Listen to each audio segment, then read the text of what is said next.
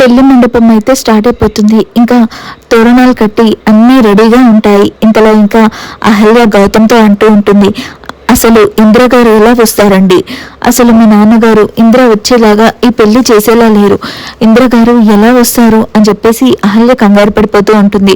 ఇంతలో ఇంకా గౌతమ్ అయితే అంటాడు, ఇంద్ర గారు వస్తున్నారు అని చెప్పేసరికి ఒక్కసారిగా అహల్య షాక్ అవుతుంది.